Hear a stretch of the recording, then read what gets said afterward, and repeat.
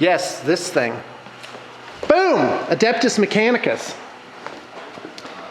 All right, folks, we're going to take a look at this army, and it's some cool stuff. So first off, it features 7 Dune Striders. Now, the client gave us like 3 different color schemes to go with, and the artist kind of voted on the red.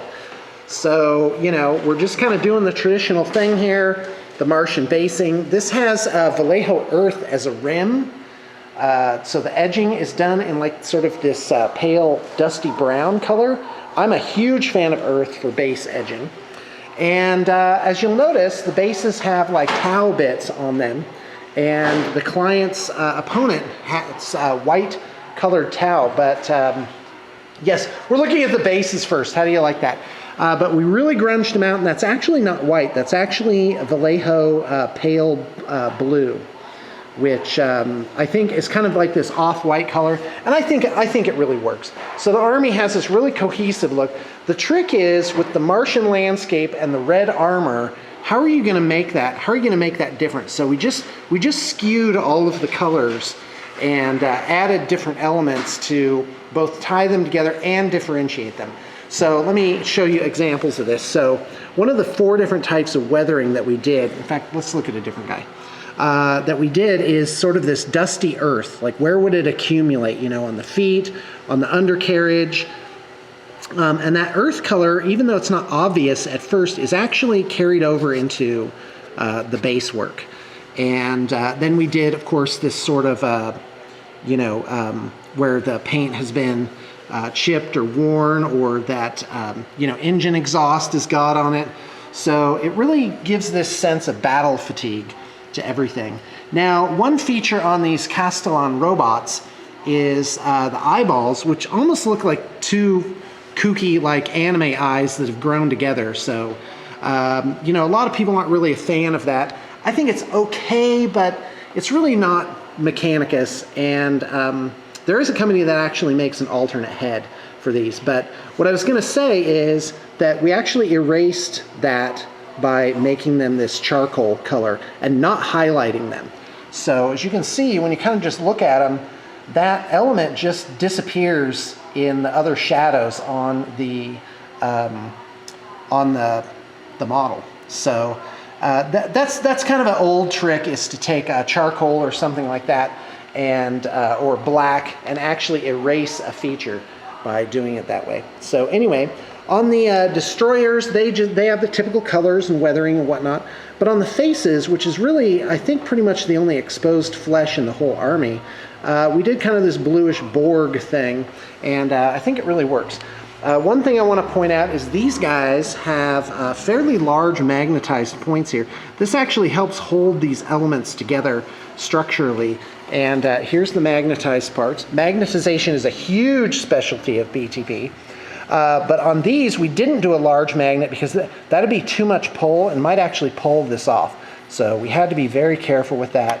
And so they work really nicely.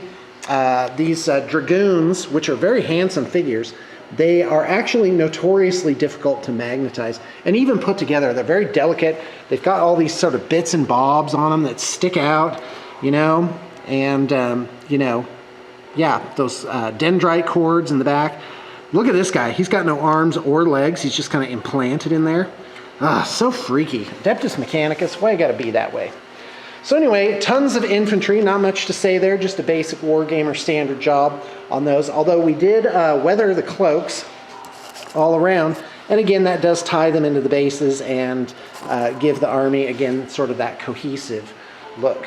Now, in terms of warm-cold contrast, really, this army has, and especially if you look at it from, a distance, it's a very, very, very warm army.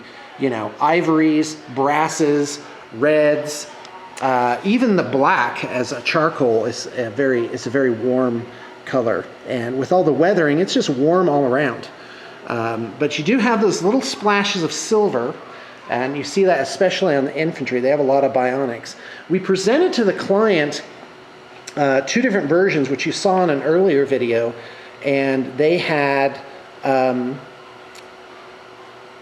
we had a weathered, sort of tarnished one, and then we had you know, very pristine sort of bionics. And he did choose the pristine one, and I think that was a really good choice because with all the other warm colors, you really do need that silver on there to provide some kind of contrast. So this army is really, there's so many super things about it.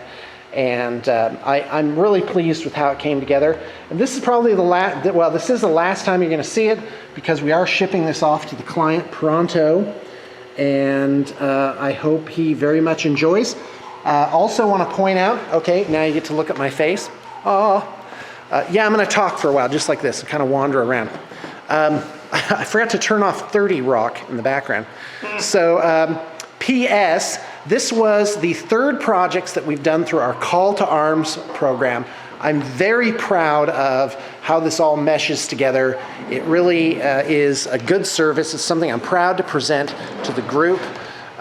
You just check, I'll include a link below to the details for it. I am booking projects for Call to Arms for January right now. That's what I'm going to be doing over the holiday break. It's a break for everybody, not really a break for me. I'll be doing mostly email work and as much relaxing as I can possibly get in. But I do really want to set up new armies. I'm very excited for it.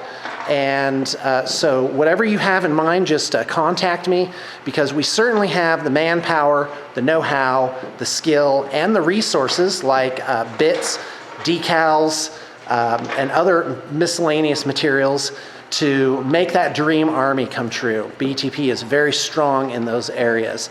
And especially when it comes to doing these epic armies. Now we take smaller projects too, all the way down to one single figure. So don't be shy about inquiring about that either. Okay, that's it for tonight. So hope you enjoyed looking at that Adeptus Mechanicus army. And I do have one more bat rep to process, so you have that to look forward to as well. Have a good day. See you tomorrow.